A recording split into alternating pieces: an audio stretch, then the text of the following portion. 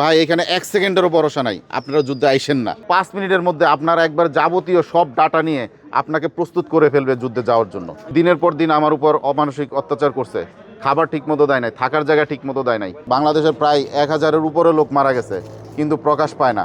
আমি প্রতারণার শিকার হয়েছি এবং বিভিন্ন কায়দায় মানুষকে প্রতারণা করে ওরা নিয়ে ওখানে যুদ্ধের জন্য প্রস্তুত করে, এবং আমি নিজেই যুদ্ধের এইভাবে গিয়েছিলাম। আমি লাস্ট পর্যন্ত ফিরে আসতে পেরেছি আমার বাংলাদেশি মানুষের দোয়ায়, এবং আমার সব কিছু রেডি হয়ে গেছিলো এবং আমাকে নিয়ে যাচ্ছিল।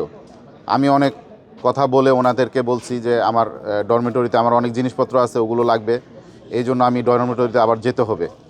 আমি আবার ডরমেটরিতে গেছি, তখন ওরা আমার ভাইয়েরা বাংলাদেশের যত লোক আছে সবাই ওই সেনাবাহিনীর পা হাত ধরে মিনতি করাতে, কান্নাকাটি করাতে লাস্ট পর্যন্ত আমাকে রেখে গেছে এবং আমাকে 1 সপ্তাহ আটকায় রাখছে, ঘরবন্দি করে রাখছে, আমি যেন কোথাও যেতে না পারি। ওরা আমাকে অনেক চেষ্টা করছে যুদ্ধে নেওয়ার জন্য লাস্ট পর্যন্ত, কিন্তু আমি রাজি হইনি। লাস্ট পর্যন্ত আমি ওখান থেকে আসতে পেরেছি, এবং আমাকে 1 সপ্তাহ আটকায় রাখার পরে হঠাৎ করেই রাতে সন্ধ্যার সময় বলে যে তোমার রাতে 2টা বাজে ফ্লাইট, তুমি বাংলাদেশ চলে যাচ্ছ। শুধু এটা হচ্ছে রাশিয়া ইউক্রেন যুদ্ধ, ওখানে মারাত্মক, আসলে রিয়েলিটিটা খুবই মারাত্মক।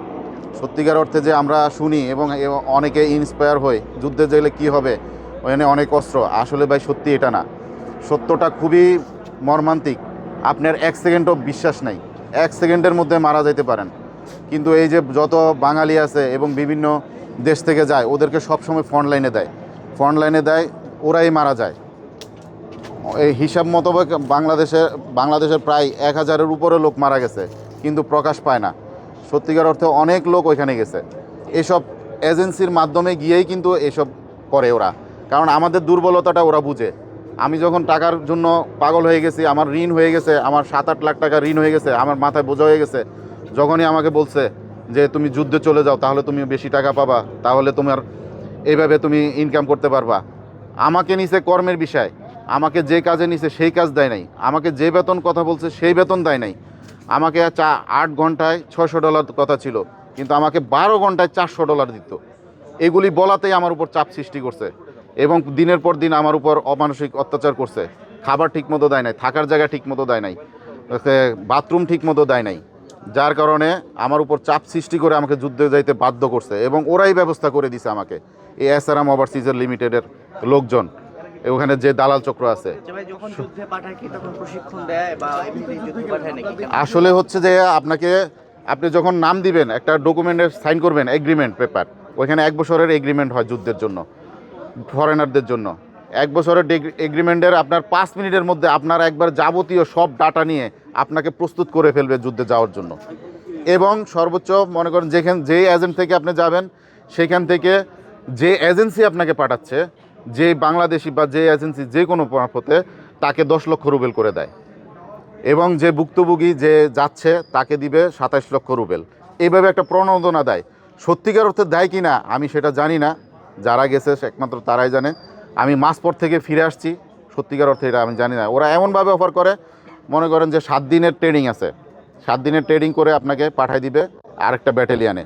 যেমন আমার ব্যাটালিয়ান অলরেডি হয়ে গেছে, আমাকে সব কিছু রেডি করে ফেলছে। আমার 155 মেরিন ব্রিগেড এই ব্যাটালিয়ান ছিল, এই ব্যাটালিয়ানে আমার ভর্তি করা হয়েছে, এবং 1 সপ্তাহের কথা বলা হয়েছে। এবং আপনাকে যে টাকার অফারটা করে, এরা 10 দিন 12 দিনের অফার করে, মানে ট্রেডিং করে আপনার যখন যুদ্ধে চলে যাবেন তখন আপনাকে এই টাকা পেমেন্ট করবে আপনার ব্যাংকে, তাও রাশিয়ান ব্যাংকে থাকবে, বাংলাদেশের ব্যাংকে আসবে না, এরকম একটা অফার। কিন্তু কারা পাইছে কারা পায় নাই সেটা আমি জানি না। আমি বিশাল ভুক্তভোগী, এবং আমার উপর মাথার উপর বিশাল একটা বোঝা হয়ে গেছে আমার ঋণ, সব কিছু একমাত্র এই এসআরএম ওভারসিজের মাধ্যমে।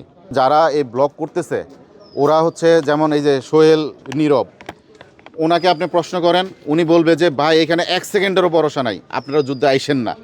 উনি বারবার কিন্তু এই কথাগুলি বলে। উনি নিজেও বলছে যে কি আমি ভুক্তভোগী, আমার টাকা দরকার, এই জন্য আমি আসছি, আমার মৃত্যুর ভয় নাই, এই জন্য আমি আসছি, আমার ফ্যামিলির জন্য আসছি। কিন্তু উনি কাউকে ইন্সপায়ার করে নাই যে আপনারা যুদ্ধে আসেন। আমি অনেকবার, আমাদের কোম্পানি থেকে অনেকবার অনেকে নক করছে, বাংলাদেশ থেকে অনেকে নক করছে, ওনার স্ট্যাটাস দিছে, দেখেন আমাকে নক করছে, আমি যুদ্ধে যাব। আমি কিন্তু কাউকে বলি নাই বা এখানে 1 সেকেন্ডের ভরসা নাই, এরকম করে বলছে।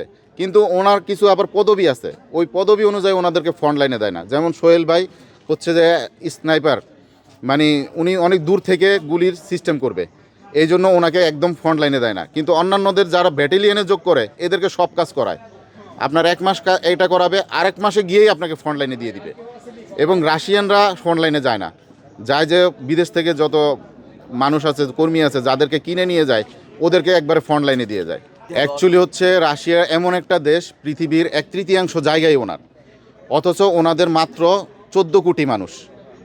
ওনাদের লোক যা আছে, ওনারা, আমার সাথে একজন কাজ করতো, ওনার 2 ছেলে যুদ্ধে গিয়ে মারা গেছে।